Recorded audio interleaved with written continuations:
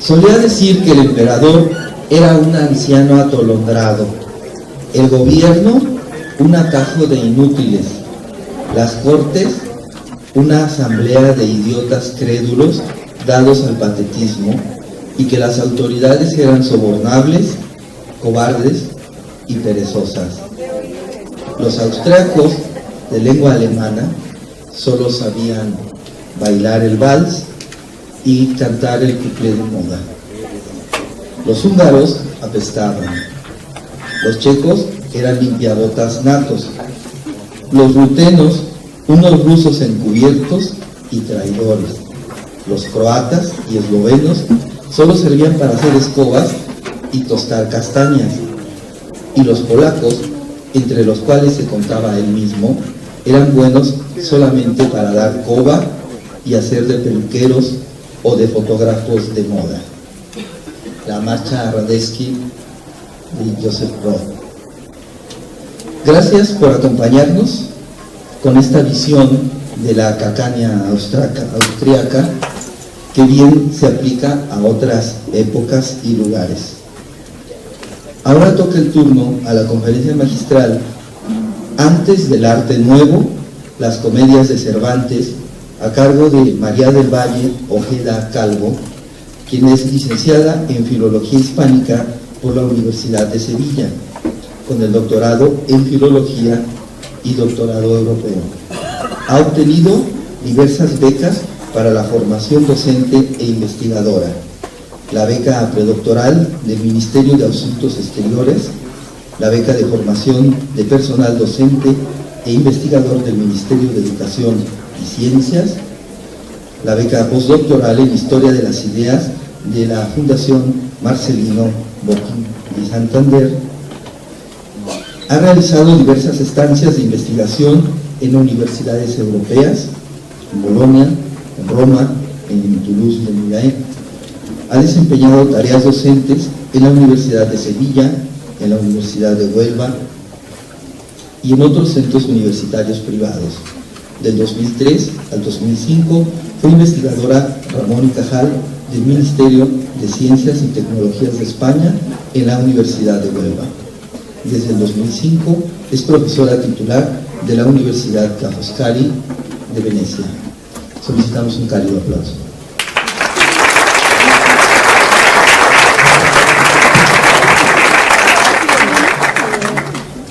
Buenos días. Antes de comenzar, quisiera dar un agradecimiento a la organización de este coloquio internacional, al director del Museo Iconográfico, don Onofre Sánchez, a don Raimundo Martín Morejo, al director científico, el profesor Florencio Sevilla, a la ciudad de Guanajuato, por la acogida y por haberme permitido venir a México y conocer esta magnífica ciudad cervantina y comprobar la pasión e interés que aquí se tiene por Cervantes. No hay duda que estoy encantada de poder estar en este encuentro, pero este encantamiento no quita ni mucho embarazo por tener que hablar ante un auditorio ilustre cervantista, tanto académico como guanajuatense, no siendo cervantista, y después del magisterio del profesor Aurelio González. De lo que voy a hablar y lo que puedo ofrecer es una lectura de Pedro Cervantes, de su concesión teatral, a la luz de lo que he podido ir aprendiendo en estos casi 20 años ya de estudio de teatro de la segunda mitad del XVI y principio del XVII. Y es que la aventura teatral de Cervantes, como dramaturgo, comienza a su vuelta de cautiverio en Argel en 1580, quizás cuando 2 años después se asienta en Madrid y mientras escribe la Galatea, quizás estuviera ya componiendo sus primeras piezas dramáticas para los teatros de la villa. De ese tiempo son su contacto y amistad con algunos ya famosos comediantes, entre ellos Gaspar Porre, el famoso, sin ninguna duda, Jerónimo Velázquez, Miguel Ramírez, Juan de Tapia, quizás también incluso con Nicolás de los Ríos y sin duda con Tomás Gutiérrez o con Pedro de Morales o los dos Amuguros. Aunque antes, desde muchacho, parece ser que fue aficionado a la farándula y, si queremos sus palabras, fue incluso espectador de Lope de Rueda. No tenemos noticias de lo que pudo ver o quizás leer en su periodo italiano, que lo llevaría a combatir el Lepanto. Quizás pudo conocer el teatro comercial, de la que después se llamaría la comedia del arte.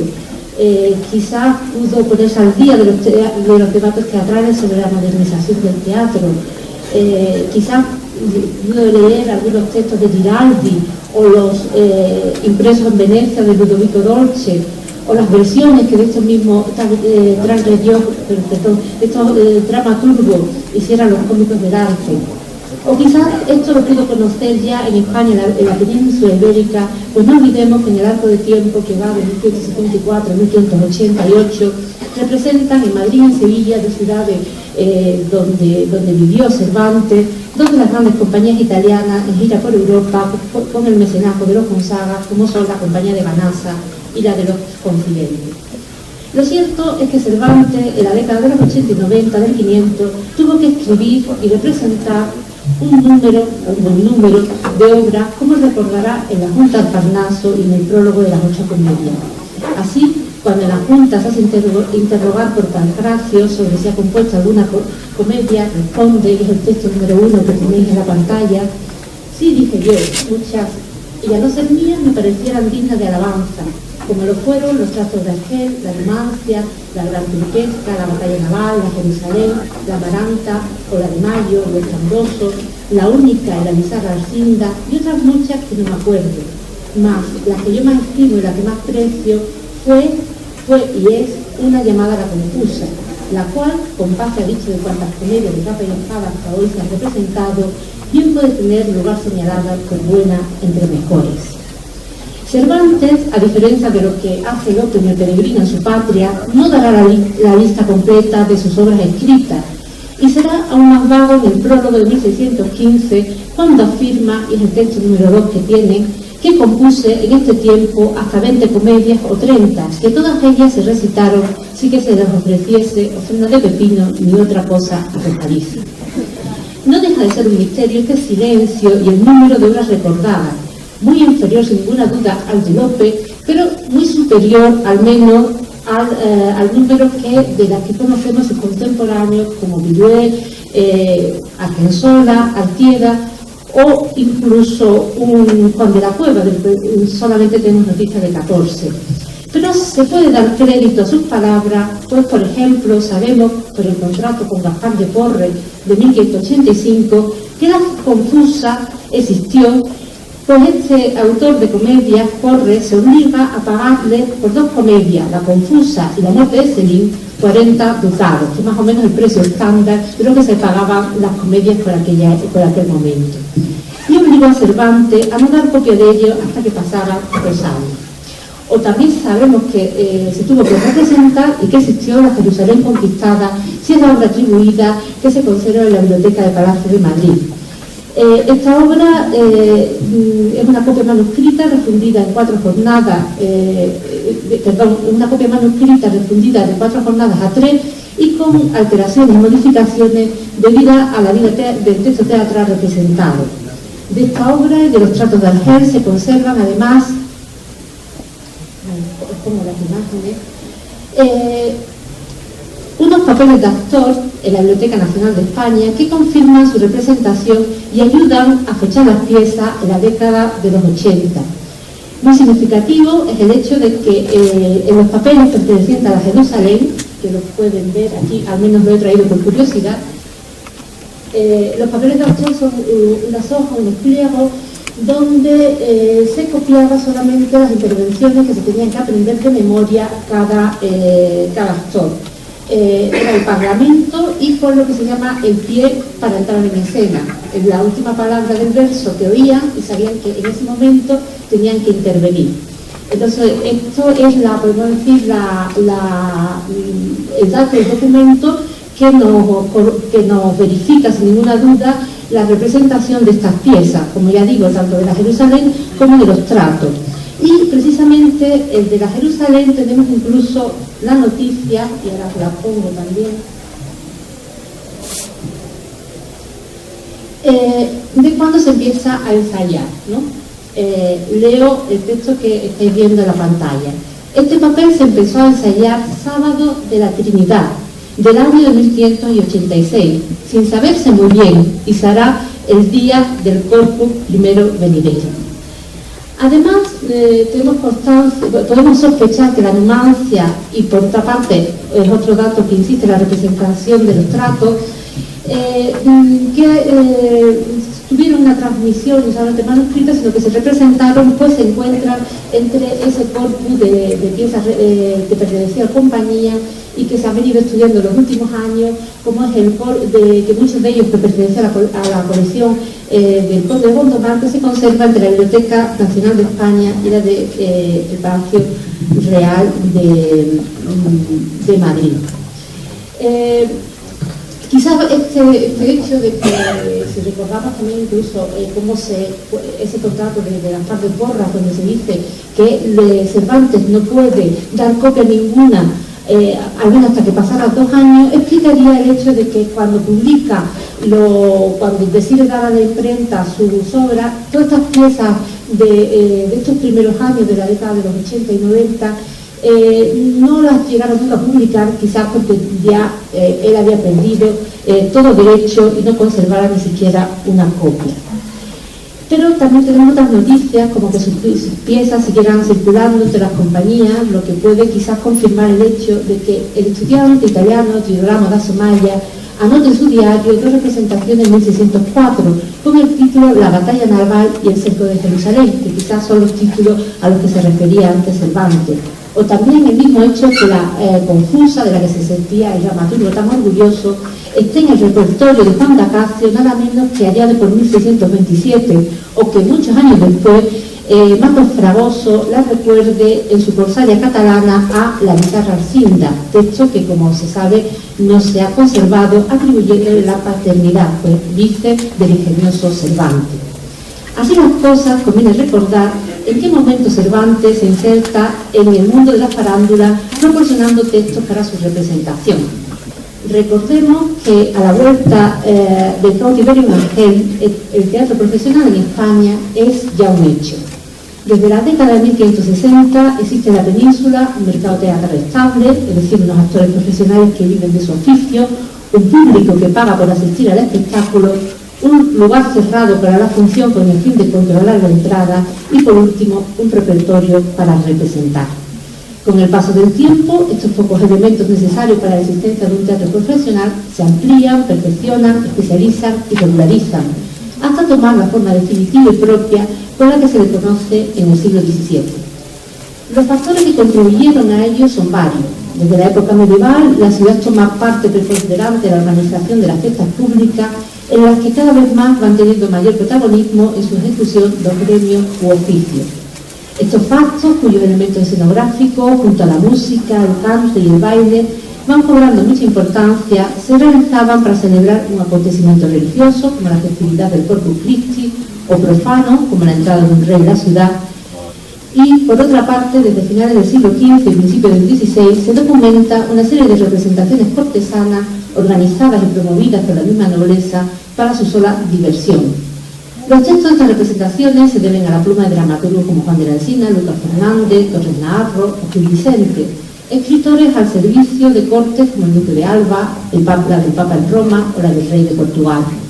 Por último, hay que tener en cuenta el interés por el teatro que se da en universidades y colegios como parte de la enseñanza retórica y que tiene de modelos a Plauto y Terencio, además de la llamada de la comedia humanística, incluida la Celestina.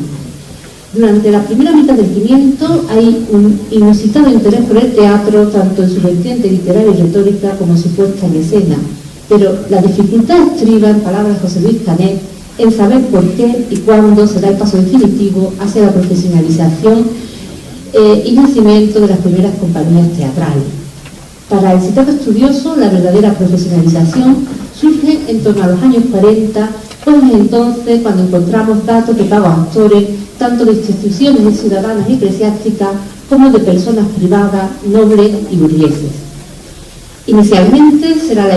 la aristocracia quien pida espectáculos en el interior de los palacios, luego será la burguesía quien solicite representaciones privadas e incluso públicas, por ejemplo, en los mesones.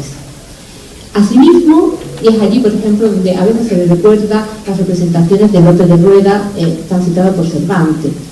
Asimismo, el repertorio se va ampliando, pues tiene que satisfacer el gusto de los que cada vez más variados clientes. Este teatro profesionalizado se encuentra ya en Lope de Rueda, Alonso de la Vega o Jean Timoneda.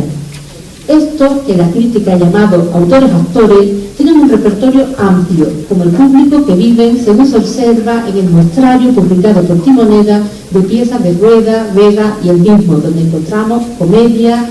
obras pastoriles, tragedias e incluso tragicomedia. Teresa Ferrer también es de la misma opinión, pues cree que el surgimiento de la profesión del actor hay que situarlo en torno a los años 40, y en ese surgimiento tuvo que ver mucho el corpus, así como la conformación del gusto de las capas más amplias de la población que se forjó necesariamente antes de la existencia de un teatro regular y comercial en las fiestas y espectáculos públicos. Además, el corpus supuso una importante fuente de ingreso, junto con los espectáculos en casas particulares, para que esos primeros cómicos se pudieran mantener de la actividad teatral, motivo que les llevó a abandonar una presión fija de carácter artesanal, como la de La Pioja de Lope de Rueda, que recordaba Cervantes, o la de Castetero de Alonso de la Vega, o la de Hilador de Seda de Pedro de Montiel, o la de Albañil de Jerónimo Velázquez, homónimo del que después será famoso autor de comedias madrileñas. Un periodo de transición se aprecia en los años 70 y 80, cuando la fiesta del Corpus viene encomendada tanto a actores de profesión como aficionados procedentes de diversos oficios. Incluso es frecuente en los documentos del siglo XVI encontrar su doble profesión, como es el caso del sevillano Alonso Rodríguez, autor de comedia y escribano en Su Majestad.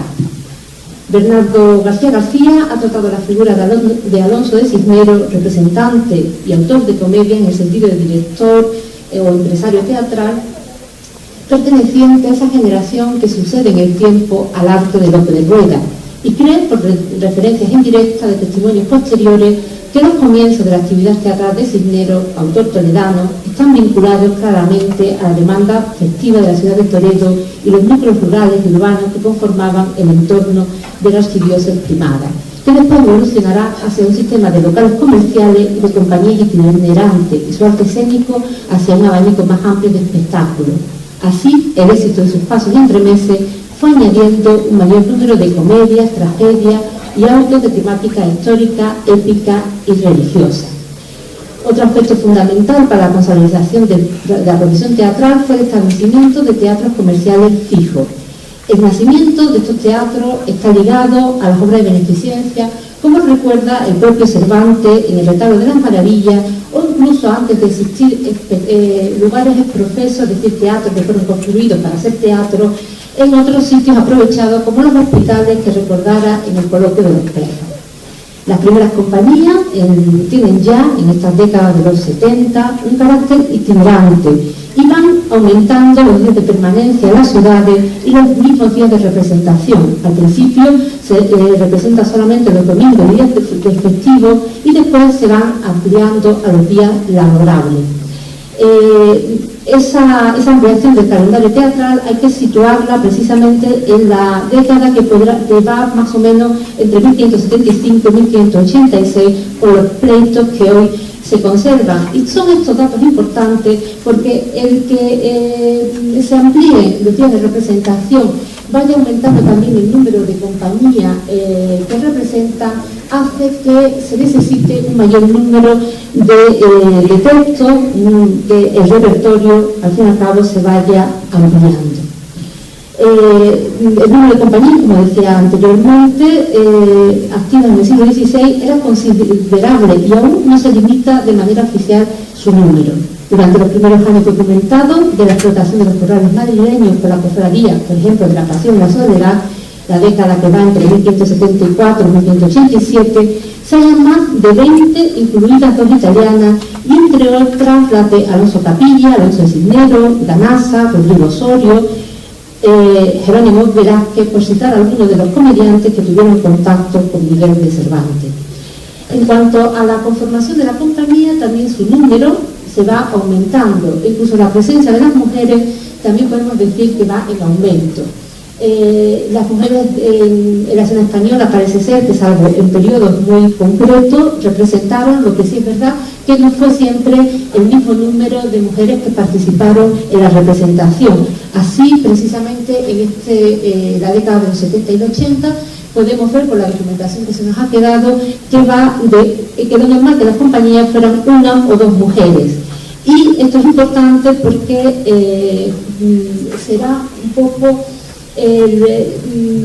lo que refleje el teatro del primer Cervantes, ¿no? Así, por ejemplo, en el Rufián Dichoso, el mismo dramaturgo escribe: hace advertir que todas las figuras de mujer de esta comedia la pueden hacer solo dos mujeres. Quizás estaba acomodando su escritura teatral a un sistema de compañía donde era normal que no existieran más de dos, aunque también es verdad que las tablas españolas habían conocido actores en papeles femeninos. Al menos lo tenemos constancia por lo que dice Agustín de Rojas en su Viaje entretenido, y también por ejemplo, por un entremés que se conserva manuscrito en la Biblioteca Nacional de Madrid, donde el papel de la mujer, al lado del papel de una mujer, aparece el nombre de un actor, concretamente Jerónimo García. Y otro fenómeno importante que me interesaría señalar sin ninguna duda para, creo yo, entender mejor las ideas teatrales de Miguel de Cervantes, es que poco antes que Cervantes volviera de Argel, es entonces cuando en España se forja una nueva concesión teatral. Los protagonistas de esta nueva orientación son una serie de escritores que desde fuera del mundo profesional van a proporcionar unos textos poéticos para las representaciones comerciales que, como ya hemos visto, se están consolidando en la península ibérica.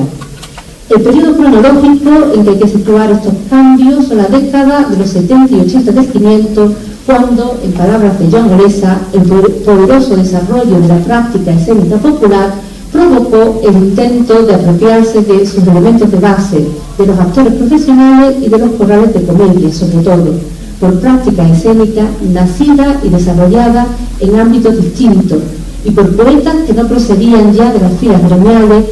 ni la de los propios actores, sino de la nobleza o de los sectores humanísticos. Fin de la cita. Hasta entonces podemos hipotizar, como he explicado en otro lugar, que las representaciones comerciales eran realizadas también en su componente textual por los miembros de la compañía, según las noticias que se han conservado, no solo de los llamados autores-actores, como López de Rueda, Timoneda o Alonso de la Vega, sino también por otros documentos posteriores donde, desde los años 70, encontramos a cómicos que dan o hacen lo que ellos llaman la letra para los autos, a veces pueden también decorar la letra para autos, comedias y entremeses de su propia compañía. Sería el caso, por ejemplo, de Alonso del Castillo, que se contrata así en la compañía de Cisneros, o del mismo Gaspar de Porres, que le compra las comedias en 1585 a Cervantes, pero que también contrata a Alonso del Castillo para que actúe en su compañía y haga letras para comedias y entremeses. En este marco hay que ubicar las experimentaciones dramáticas de poetas como Juan de la Cueva, Andrés Rey de Artieda, Cristóbal de Virué, Lupercio Leonardo de Argensola, Cristóbal de Mesa, Gabriel Lazo de la Vega o, yo creo, también del mismo Cervantes. Experimentaciones estas que llegarán con Lope a la formulación de la comedia nueva y cuyos principios, como saben, están impuestos en el Arte Nuevo de 1609. Estos poetas son los agrupados por Jean Canavalló en la llamada por él generación de los 80 o también generación perdida. Y a pesar de que el resultado de su escritura dramática pueda ser muy distinto, comparte las líneas fundamentales de una nueva concepción del teatro basada en la recuperación de la dignificación del mismo por la utilidad moral, aunque con un alejamiento de los rígidos preceptos clasicistas en nombre de la modernidad, a la vez que con una gran atención al gusto del público. En ese sentido, yo no estoy del todo de acuerdo con lo que opina Jesús Maestro, que piensa que Cervantes pudo pensar como la llamada generación de los años 80, pero que no es como ellos, y es que en realidad ninguno era como el otro, eran todos diferentes, aunque como ya digo, creo que compartían una serie de constantes en la concesión del teatro. Luigi Giuliani explica del siguiente modo el interés de estos intelectuales por el teatro comercial. Para los literatos, la modalidad dramática tenía un atractivo del que la poesía estaba desprovista: la posibilidad de representar ante un público amplio su trabajo, de medir inmediatamente el éxito de sus versos, de juzgar por la respuesta recibida las probabilidades de alcanzar la fama. En aquellos años 70 y 80, al literato se le ofrecía así la oportunidad no tanto de ganarse la vida con su actividad de escritor, como de medirse con una nueva modalidad literaria, la dramática, que abría nuevos espacios para la investigación en el ámbito de la literatura. La tragedia italianista, entonces, con su dramaturgia de la palabra, con su exigencia de un estilo sublime, conforme al decoro de los personajes, su atención a los natus, su concesión del actor como voz recitante, se ofrecía como el terreno idóneo para las aspiraciones de los poetas. Fin de la cita. El intervencionismo de estos poetas en el ya consolidado mercado teatral, con el ofrecimiento de otro tipo de productos como son las tragedias, se entrevé de las palabras de la fama en el prólogo de la Isabela de Lupercio Leonardo de Argensola, donde alaba al público porque no ha venido a ver a la compañía del ya famoso representante Mateo de Salcedo en las acostumbradas comedias. Aunque la cita es un poco larga, quizás nos ayuda a entender ese ambiente para el que están produciendo estos dramaturgos en la década de los 80 y principios también de los 90. Podemos responder, no sé si se sabe bien o el texto es demasiado pequeño. ¿Bien? Podéis responder que lisonjeo, pues que sin distinción de vuestros hechos y sin contar alguno, los alabo. En mi satisfacción respondo a esto, que cuando no tuviera yo noticia de todo lo que digo, me bastaba que de vuestro valor hice experiencia, pues suplicando yo que recitaba Salcedo, no comedias amorosas, nocturnas acechanzas de mancebo y libres liviandades de mozuelas, cosas que son aceptas, es decir, aceptadas en el vulgo, sino que de contornos adornados, en lugar de las burlas contaría miserables tragedias y sucesos, desengaños de vicio, cosas fuertes y duras de tragar a quien lo sigue. Vosotros, por no ser amigo de esto, venís a ver los trágicos lamentos y la fragilidad de vuestra vida, evidente señal que sois tales, que discernís lo malo de lo bueno, para lo cual tenéis materia luego si seguís a oírme con sosiego. En este grupo de escritores se puede ver pues, un deseo de dignificación del hecho teatral, como señalaba antes, pero también una conciencia creadora, manifestada en los prólogos y ediciones de su obra o las loas que las preceden, así como una reivindicación de sus nuevas modalidades dramáticas. Estos poetas se van a sentir orgullosos de su labor teatral, al aportar una serie de innovaciones y al cambiar la condición del escritor teatral, aunque no se puede emplear la palabra autor ya, que los comediantes se habían apropiado de esta palabra en otro sentido, lo que en italiano se dice capo cómico y que nosotros podríamos decir director, esa figura que aglutina al director y al empresario teatral y muchas veces incluso al primer actor.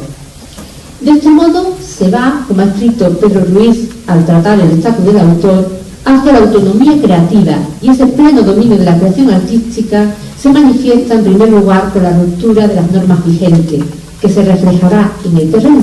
teatral, añado yo, en una voluntad de alejamiento y de superación de los autores clásicos.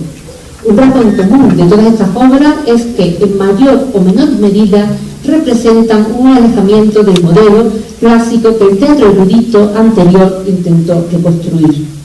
La separación formal de este teatro la tenemos, por ejemplo, en la articulación en actos. De 5 se pasan a 4 y luego a 3, así como la variedad métricas que se va buscando cada vez más. Ambos fenómenos se pueden datar precisamente en la década que va desde 1575 a 85. Y junto con la nueva estructura, quizás una de las características más notables de la pieza de este periodo sea la apertura de la tragedia hacia el género de comedia y viceversa. Esto lleva, entre otras cosas, a la introducción de personajes propios de la tragedia, como son príncipes y reyes en conflictos de comedia, y a la estilización de esta última por la escasa presencia de secuencias cómicas, piénsese solamente en los tratos de Argel. En esta nueva concesión se ve, sin duda, la conciencia de pertenecer a nuevos tiempos, que conlleva una modernización también de los espectáculos, de su forma y de su contenido, sobre todo ideológico. Así, de la llamada a la modernidad para justificar los cambios respecto a los modelos anteriores, la hallamos constantemente y nos recuerdan a las de muchos italianos, sin ninguna duda, el principal, a las palabras de Giraldi Cinzio, cuando en el prólogo de Latine escribe, por ejemplo: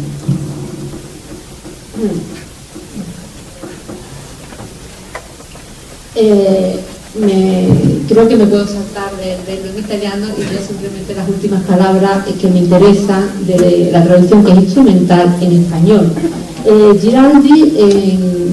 que va a ser, podemos decir, el modelo europeo de la tragedia moderna del siglo XVI, escribe al final del prólogo de Latine que si ahora estuvieran aquí los poetas antiguos, buscarían satisfacer estos tiempos a los espectadores y a la materia nueva. Y por ejemplo, lo que se consideró uno de los tratados teóricos más importantes, como su discurso en torno a la composición de comedias y tragedias, va a decir que él puede, aparte de ser un maestro de retórica enferrado, es decir, muy buen conocedor de todos esos modelos latinos, incluso griegos, él va a decir que él puede innovar y él puede saltarse los límites, porque ya no vivimos ni en la Atenas antigua ni en la Roma antigua. Y precisamente esa modernidad es lo que le va a permitir y lo que va a hacer que él mismo se dé licencia a los cambios. Podríamos poner un sinfín ejemplo de los italianos. En la defensa de lo que el profesor Cremante, cuando ha tratado el tema, ha llamado esa defensa insistente y exhibicionista de la modernidad de su día. Un eco de esas ideas las encontramos en los dramaturgos españoles, sin ninguna duda, de la época de Felipe II, pues afianza, como vengo diciendo, su desviación del plano clasicista en aras de la modernidad, como ya habían hecho los italianos anteriores o como había hecho el propio Giraldi Cinzio, que entre las novedades que él da a su tragedia es dotarlas de un prólogo, que era lo normal de las comedias, pero no así, no tenía la misma función los prólogos de las tragedias. Exacto, los fragmentos en italiano. Y quizás podríamos poner muchos ejemplos. Yo traigo algunos aquí, sobre todo para corroborar estas palabras y ver también cómo Cervantes, en cierta medida, cuando él, en el prólogo de los 8 comedias y 8 entremeses, lo que va a hacer, sobre todo hincapié, es en las innovaciones, la importancia de la innovación en la historia de la comedia, y para que lleguen a su punto de perfección en el que se encuentran, en realidad no es algo peculiar o particular de Cervantes, sino que está ya en esos dramaturgos de finales del siglo XVI. Así, por ejemplo, lo tenemos en Rey de Artieda, que en su tragedia Los Amantes y en la epístola dedicatoria que antecede a la publicación de 181 de la tragedia de Los Amantes, va a afirmarlo prácticamente lo mismo, ¿no? Podemos leerlo en un momento. He señalado en rojo aquellos fragmentos que me interesan más, ¿no? Había entre los autos coro, el cual, hablando al pueblo, despertaba el sentimiento, lágrimas y lloro. Está hablando de la tragedia antigua. Pero, como lo antiguo al fin se acaba, 10 tablas, los tapices de una alfombra hacen aquella fábrica tan brava. Ya de los coros ni hay resto ni sombra. Y digo que España está en su edad robusta y con la lengua y arma pal de fuera me parece gustar de lo que gusta. Y él así va a justificar la innovación que hace con su tragedia Los Amantes, que una tragedia va a tener personajes particulares, incluso un asunto que viene de la leyenda y de la novela. Siempre se ha recordado que pudo estar inspirado Rey Artieda para hacer su tragedia de los amantes en un pasaje del Decameron de Boccaccio, concretamente en la novela octava de la cuarta jornada, la historia que cuenta de Girolamo, que Girolamo ama a Silvestra. Pero lo mismo podríamos seguir viendo en un Juan de la Cueva, cuando precisamente nos va a decir que todos estos mutamientos son conforme, y no simplemente el último verso, conforme a este tiempo y calidades. O lo mismo vamos a encontrar en Lupercio Bernardo de Argensola, quien, a pesar de ser en el terreno de lo lírico un poeta muy clasicista, y su buen hacer como dramaturgo reglado será recordado en El Quijote, en el capítulo, como saben, de la primera parte, en el capítulo 48 de la primera parte, escribe sin embargo 3 tragedias de las que se conservan 2, donde en realidad se aparta del patrón grecorromano. Y así, en la loa introductoria de la Alejandra, una de las tragedias que se nos ha conservado, se presenta la tragedia como personaje, utilizando la innovación que había hecho ya Giraldi de dotar a la tragedia de un prólogo, como se hacía con la comedia, aunque en España se llamara loa, y justifica los cambios en el modelo antiguo como fruto de la modernización. Y escribe: el sabio Estagirita da liciones cómo me han de adornar los escritores, pero la edad se ha puesto de por medio, rompiendo los preceptos por el puesto, y quitándome un acto que solía estar en 5 siempre dividida. Me ha quitado también aquellos poros que andaban de por medio entre mi escena, y a la verdad no siento ya esta falta por no cobrar el nombre de prolija. No quiero aburrirlos con la fuente, pero evidentemente está traduciendo incluso aquí Argensola parte del epílogo de una tragedia de Girardi Cinzio titulada El Orgueño. Lo interesante es precisamente que parece que Argensola se está adecuando también a los públicos, al público abierto, a la costumbre ya de dividir la tragedia en 5, según el modelo clasicista, sino la está articulando en 4 jornadas, y parece que está intentando un compromiso entre la edición culta y el público abierto. Pero no aparece así en todos los dramaturgos de este periodo. Así, por ejemplo, Juan de la Cueva no parece que se adapte a la articulación existente en las representaciones de Corrales, sino que reivindica como propia la reducción de 5 a 4 actos. Lo tienen, por ejemplo, en el ejemplar poético de 1606 en esos versos, ¿no? A mí me culpan de que fue el primero que reyes y deidades y al tablado de las comedias traspasando el fuero, que en un acto de 5 le he quitado, que reducí los actos en jornada, cual vemos que en nuestro tiempo es usado.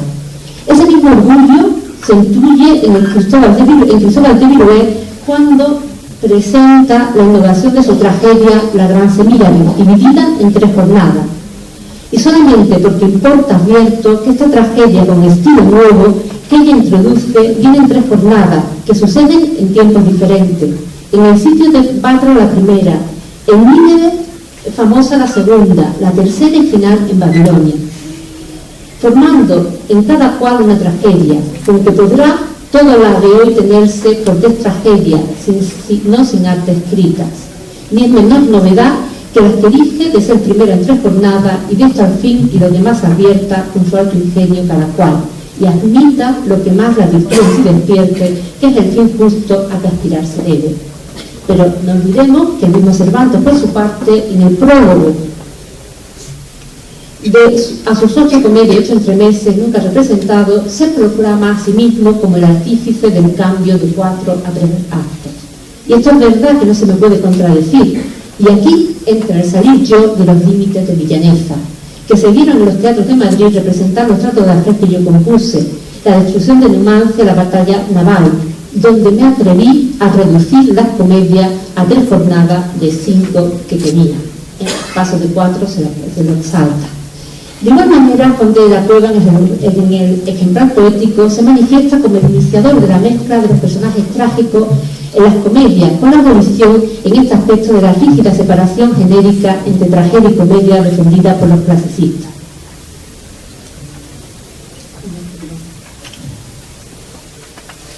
A mí me culpan de que fue el primero que Reyes y Deidades de al tablado, de las comedias traspasando el fuero, que en un acto de 5 le he quitado, que reducir los actos en jornada, cual vemos que en nuestro tiempo es usado. Creo que he leído el mismo texto, lo siento. Cuevas se vanagloria de una innovación que Agustín de Roja, en el Viaje Entretenido, también otorga, cuando lo cita en la historia teatral trazada en su lugar de la comedia. Y dice Roja: luego de los demás poetas metieron figuras graves como son reyes y reinas. Fue el autor primero de esta, el noble Juan de la Cueva. Hizo del padre tirano, como sabéis, 2 comedias. Y a continuación, precisamente, sitúa aquí también a Cervantes, pues sigue escribiendo Roja: sus tratos de Argel Cervantes hizo. La nueva concepción del teatro conlleva pues una dignificación del mismo que quiere igualar e incluso superar al teatro antiguo. La dignificación pasa por dar un contenido moral al teatro y servirse de este para divulgar sus ideas. Esta noción de unir el gusto del público con lo moralmente útil tiene obviamente una base clásica, pero que ellos actualizan con el contenido y así, por solo citar el ejemplo más claro, cristianizan la ética senequista y transforman la catarsis en enseñanza con la exaltación del mecanismo culpa-castigo, al igual que ya habían hecho por otra parte italianos como Giraldi. Esta reorientación ideológica es común a todos los autores filipinos. El moralismo, unido al gusto del auditorio y la modernización, es puesto en evidencia por Virués en el prólogo de la cruel Casandra, por ejemplo. Juan de la Cueva, por otra parte, subraya la utilidad de su teatro en la epístola dedicatoria a Momo, que sirve de prólogo a la primera parte de Comedias y Tragedias, publicada por primera vez en 1583. Pues escribe que por la variedad de las cosas de tanto gusto que en ella hallarás, así hechos heroicos de esclarecidos varones como castísimos amores de constantes mujeres, sin otro mucho ejemplo que dignamente lo puedan ser de nuestra vida.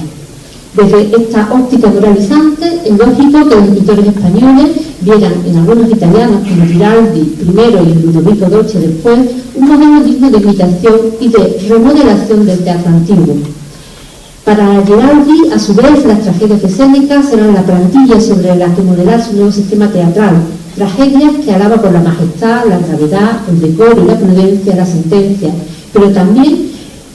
por cómo el horror en escena conmueve el ánimo de los espectadores y hace así que las enseñanzas lleguen al auditorio de manera eficaz. Los signos del horror están presentes en los dramaturgos de este periodo, como puso en evidencia Alfredo Hermenegildo, al estudiar la tragedia española finisecular, imponiéndose el gusto por lo macabro que provoca el miedo en el espectador. El gusto por el horror senequista y su acumulación adquieren, según Reinaldo Froldi, un significado histórico preciso como instrumento expresivo para manifestar el malestar vital de los hombres de fin de siglo y hacer partícipe de ello al espectador. Por ello, interpreta el horror no como una mera trivialidad o mal gusto, sino como una gigantesca, doliente y amarga proyección de la realidad. Y en esto estaría en consonancia la cosmovisión cervantina apuntada por Cannavallo en su trabajo de 2003, pues piensa que lo que ofrece es un mundo en desorden marcado por la inestabilidad de los seres y las cosas. O también podríamos decir que estaría en consonancia el mismo patetismo que se ofrece en obras como los tratos de Argel. Recordemos simplemente dos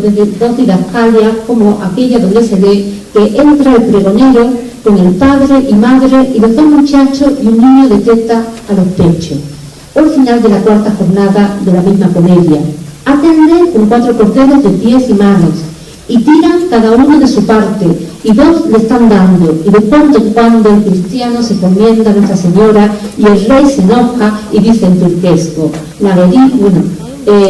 lo salto, a la testa, y ahí está diciendo, y así está diciendo mientras le están dando. Otro aspecto interesante del teatro de este periodo es el influjo también que llega por vía italiana de la tragedia rectificada llamada por Giraldi Cinzio la tragedia Lieto Fine, donde sin ninguna duda este tipo de concesión o de nueva concesión de la tragedia ayuda a barrer las fronteras genéricas y llega a la final formulación barroca de la tragicomedia. Esta clase especial de tragedia, podríamos preguntar hasta qué punto es casi un subgénero, han sido estudiadas por Amelia García Valdecasa para Guillén de Castro y por Estefan Arata para Miguel Sánchez, dramaturgo inmediatamente posterior a la llamada generación de los 80, pero contemporáneos también de Cervantes. Ambos estudiosos ponen en relación este concepto giraldiano, la tragedia a lieto fine, el final feliz, con piezas donde el conflicto trágico viene resuelto felizmente por la aflicción o anagnórisis. Este tipo de piezas, como ya digo, no solamente la encontramos en Guillén o Miguel Sánchez, sino que incluso la podemos ver en el sevillano Juan de la Cueva y en el propio Miguel de Cervantes. Visto así las cosas, y la concepción teatral cervantina no se aleja de las de estos escritores, empezando por la superación del clasicismo. Como Antonio Reaza ha expuesto, Cervantes modificó y renovó todos los géneros, no fue nunca un defensor de las ideas clásicas en sentido estricto, aunque estaba en ocasiones abierta a ellas por razones literarias, porque lo único que le interesaba era la calidad estética de la comedia, y a ella contribuían, sin ninguna duda, los preceptos del arte, con independencia de que fueran clásicos o anticlásicos, pues se trataba de los preceptos que exigía la calidad que debía pedirse al teatro, fuera nuevo o viejo, antiguo o actual. De ahí que si las normas clásicas servían para alcanzar la altura artística necesaria, fueran siempre bienvenidas, tanto al menos como las innovaciones barrocas que se atenían al mismo fin estético. Cervantes, sigue escribiendo el profesor Reaza, supo liberarse de las ataduras que quiso. Siempre sostuvo una poética de la libertad, de su libertad, en el teatro, en la poesía, en la novela, sin ninguna sesión, sin ninguna condena teórica ni práctica, sin ningún límite. Y esto lo lleva, sin ninguna duda, a la lucha frontal contra las convenciones excesivamente estereotipadas de Lope de Vega. Desde esta perspectiva, pues, no estaremos de acuerdo con la crítica que opina, como en el caso de Casimir Savi, que Cervantes, a diferencia de Lope de Vega, no crea un sistema dramático coherente y consecuente. Sus ideas sobre la dramaturgia son indecisas y vacilantes, por no decir confusas muchas veces, escribe Savi. Precisamente, yo creo que esa poética de la libertad que habla el profesor Reaza le lleva a la experimentación constante, hace que sus comedias no sean reconducibles a ningún modelo. Las 8 comedias presentan una pluralidad temática y genérica parangonable a las 12 novelas ejemplares. En realidad es lo mismo que antes magistralmente ha dicho el profesor Aurelio González, de los entremeses, que es un catálogo de posibilidades dramáticas, ¿no? Ahora bien, eso no quita que Cervantes haya partido del modelo existente para modificarlo, innovarlo o, si se quiere, dar su personal visión del género. Por otra parte, algo parecido de lo que ya estaban haciendo el dramaturgo de esa llamada generación de los 80, como Juan de la Cueva. Si observamos y estudiamos las 14 piezas publicadas en 1583 con el título de Comedias y Tragedias, vemos que tampoco ninguna es reconducible a ninguna fórmula, ni siquiera desde el punto de vista métrico o estructural. De ahí también la importancia que Cervantes le diera a la innovación en su personal historia del teatro, que hace en el prólogo de las 8 comedias, pues no olvidemos que el ya reconocido escritor del Quijote confiesa salirse de su acostumbrada modestia para ofrecer al lector su opinión de la evolución de la comedia. De este modo sitúa los orígenes en Lope de Rueda, pasa por las innovaciones escenográficas y espectaculares de Navarro para llegar al mismo, atribuyéndose como novedades la articulación de la comedia en 3 actos y el uso de los pensamientos escondidos del alma a través de las figuras morales, dejando de esta manera al gran Lope de Vega solo la monarquía cómica, sin duda por haberse adaptado a las leyes del mercado y haberle dado al auditorio lo que esperaba y quería. No olvidemos que Cervantes rechaza de lleno el principio acomodaticio defendido por Lope en el Arte Nuevo de tener por justo darle gusto al vulgo. Cervantes, como los poetas del último tercio del siglo XVI que se acercaron al teatro comercial, quiere orientar al público y dirigirlo mediante la honesta recreación que declara el cura en el capítulo 48 del primer Quijote. y recogiendo, como ya habían hecho otros dramaturgos del mismo periodo, la definición de la comedia atribuida a Cicerón por Donato. Esta finalidad ética es pues compartida por sus compañeros de generación, que se sienten una responsabilidad moral y estética defendida a sí mismo por el cura en el Quijote, y que se insertaría en la polémica o controversia teatral que ya tuvo su momento efervescente en tiempos de Felipe II. Por otra parte, no deja de ser muy significativo los giros elegidos por Cervantes en el citado prólogo: Rueda y Navarro, dos eslabones de la cadena que llevan a la comedia a quedar, según las mismas palabras de Cervantes, en punto de toda perfección. Y precisamente las comedias cervantinas aprovechan los aciertos de Rueda en cuanto a la comicidad y sus portadores. Significativa, a mi modo de ver, en la secuencia inicial de La Entretenida o los pastores bobos de La Casa de los Celos. Lo mismo creo que ha defendido hoy el profesor Aurelio González cuando nos ha hablado de los entremeses y de los personajes cómicos que recuerdan sin ninguna duda a los de Rueda. Basta recordar, por otra parte, también para los adelantos espectaculares de Navarro, y porqueras de las minuciosas didascalias de obras como El Gallardo Español, La Numancia o La Jerusalén. De este modo, el elemento espectacular, que en opinión de Agustín de la Granja es el que mantuvo en pie en sus orígenes el teatro de Cervantes, cuando sus montajes minuciosos y morosamente espectaculares habían funcionado aceptablemente, esto es, sin ofrenda de pepinos, como recuerda el mismo dramaturgo, hasta poco antes de la muerte de Felipe II, cuando todavía el cristiano defiende el primor de las máquinas y el ornato de un teatro en el que el ángel ha de parecer que vuela y el santo que anda por el aire,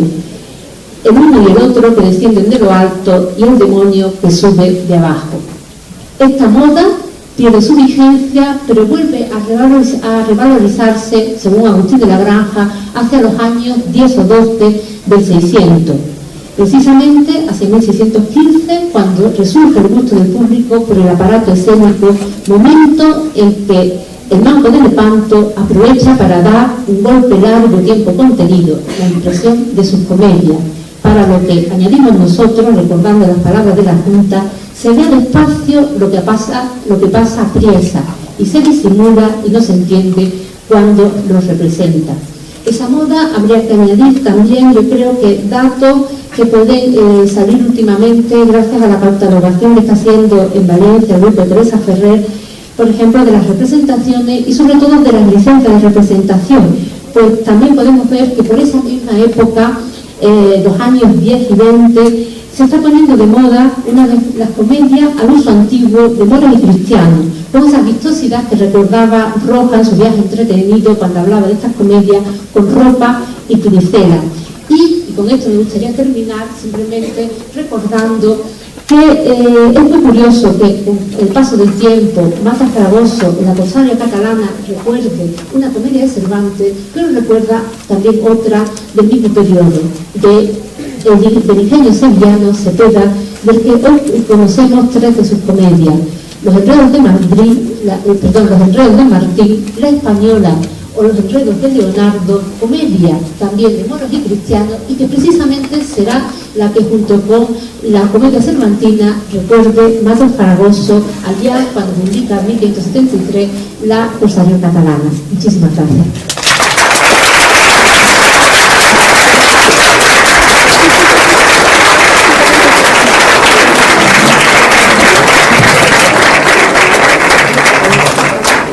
Muchas gracias, doctora Ángela Calvo. Hacemos un receso para comer. Regresamos a las 17:30 para la conferencia magistral del maestro Valentín Gómez.